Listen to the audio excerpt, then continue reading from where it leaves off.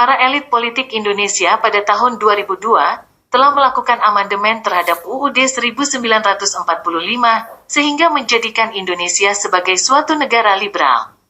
Sebagaimana sistem demokrasi yang diusung oleh Amerika Serikat dan negara-negara kapitalis Barat. Pasal 6 ayat 1 dalam UUD 1945 hasil amandemen, yang semula menyatakan bahwa presiden ialah orang Indonesia asli yang bersama wakil presiden dipilih oleh MPR. Telah mereka rubah menjadi calon presiden dan calon wakil presiden harus seorang warga negara Indonesia sejak kelahirannya, dengan keterangan tambahan lainnya. Para elit politik penyusun amandemen 2002 telah abai bahwa Indonesia tidak pernah menganut asas ius soli yang mendasarkan kewarganegaraannya pada tanah kelahiran seseorang. Amandemen tersebut rawan terhadap kehadiran warga negara anasionalis yang lahir dari orang-orang asing yang gelombang demi gelombang bermigrasi ke Indonesia. Akibatnya, akan terjadi multikulturisme yang mengganggu proses akulturasi budaya daerah-daerah menuju kepada kebineka-tunggal-ikaan kaum pribumi. Amandemen terhadap UUD 1945, yang tanpa didahului oleh persetujuan dalam suatu jajak pendapat rakyat, berakibat pada bergulirnya euforia demokrasi liberal sampai lahirnya sebuah undang-undang pada tahun 2008. Undang-Undang Nomor 40 Tahun 2008 tentang penghapusan diskriminasi ras dan etnis telah disalahgunakan oleh beberapa oknum masyarakat Arab untuk melakukan tindakan-tindakan yang rasis terhadap kaum pribumi bangsa Indonesia. Di antaranya yang fenomenal adalah pernyataan secara terbuka bahwa belajar dari seorang Habib yang bodoh lebih baik daripada belajar dari 70 orang kiai yang alim. Habib adalah istilah bagi ras Arab yang mengaku derajatnya adalah lebih tinggi daripada para kiai yang ulama pribumi.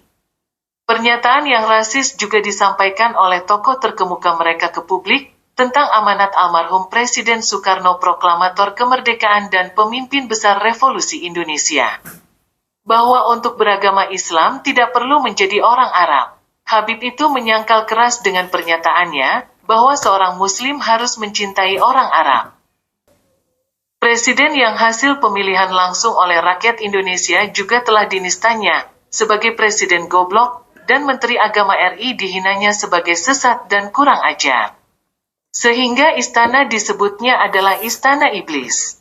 Kelakuan yang rasis dan provokatif demikian telah menyebar pada segolongan masyarakat Arab, sehingga begitu tega hati menginginkan Sultan Syarif Abdul Hamid Al-Qadri II, yang Jenderal Mayor Tentara Belanda, dan Ajudan Istimewa Ratu Belanda diusulkan menjadi pahlawan nasional.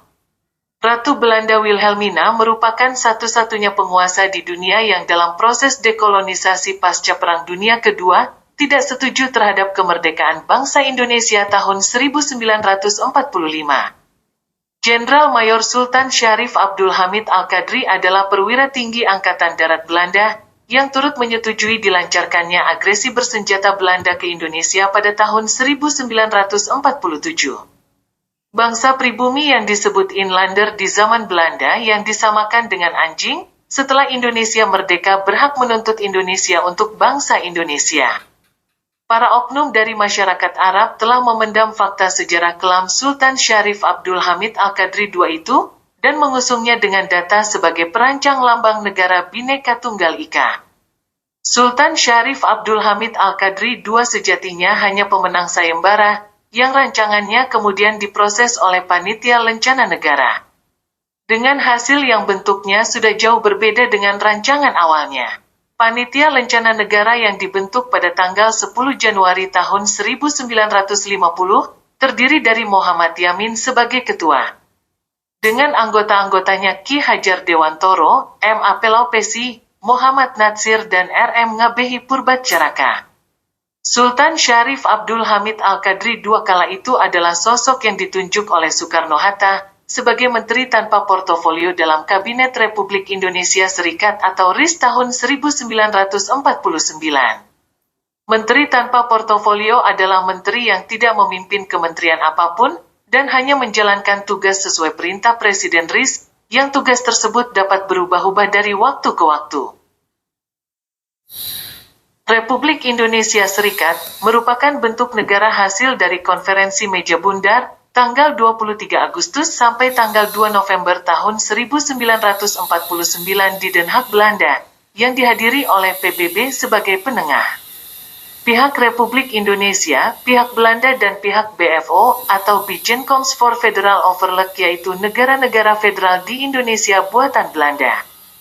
Pihak penengah adalah PBB yang diwakili oleh UNCI atau United Nations Commission for Indonesia dan diketuai oleh Krijli, dari pihak Belanda diketuai oleh J.H. van Maarseveen.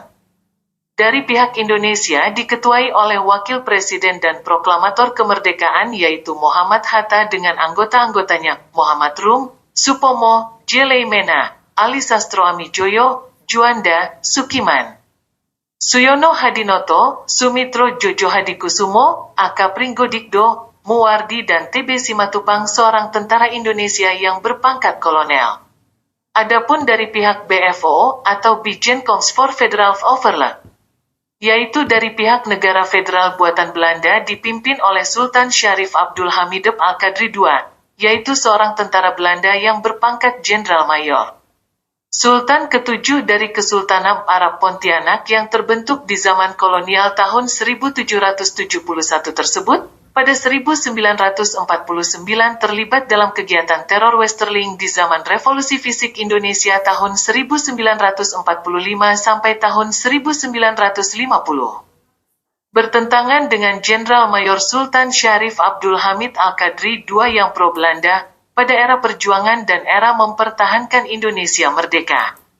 Terdapat juga para pahlawan nasional yang orang Arab, antara lain seorang perintis kemerdekaan bernama Hamid Al-Qadri, yang lahir di Pasuruan pada tanggal 10 Juli tahun 1912. Ia bersama keluarganya mempunyai nama besar di tataran sosial politik Indonesia.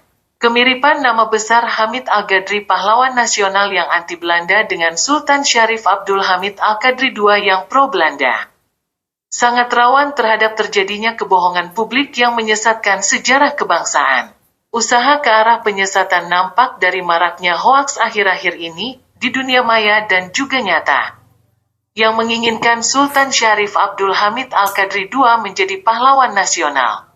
Keinginan tersebut terkait dengan waktu kehadiran para Habib Arab yang berperilaku rasis di zaman ini, yang merendahkan martabat para kiai sebagai pemimpin umat Islam pribumi sejak zaman Wali Songo abad ke-14. Sudah mulai nampak reaksi dari segolongan masyarakat pribumi terhadap kelakuan para oknum Habib tersebut yang dirasakan telah sangat merendahkan harkat bangsa. Jika rasisme para oknum kaum Arab di Indonesia ini merupakan suatu tesis sosial, maka dalam teori dialektika Hegel akan terjadi antitesisnya berupa rasialisme kaum pribumi yang berbahaya bagi persatuan nasional. Persatuan Indonesia akan menuntut Indonesia untuk bangsa Indonesia. Mewakili para orang tua pribumi Indonesia, kami ingin mengingatkan agar para putra-putri bangsa Indonesia dapat hidup aman, tentram dan sejahtera di tanah tumpah darahnya sendiri. Hidup bersama tanpa membedakan suku, ras, golongan dan agama atau sara, tapi dalam berbagi hidup ini dengan keturunan para imigran asing. Kaum pribumi tidak boleh lagi dianggap ras inlander yang sejajar dengan anjing seperti dulu, atau dimaki-maki seperti anjing yang sering terjadi sekarang ini. Para putra-putri bangsa juga harus sadar, agar tidak terus-menerus terbawa arus tipu daya asing karena politik, uang, maupun manipulasi agama atau kebudayaan apapun. Terima kasih. Demikian artikel yang ditulis oleh Amhendro Priyono di detik.com, Rabu, tanggal 10 Januari tahun 2024. Ia adalah Guru Besar Sekolah Tinggi Intelijen Negara, Sekolah Tinggi Hukum dan Guru Besar Emeritus Universitas Pertahanan, Ketua Umum Keluarga Besar Warga Jaya Indonesia.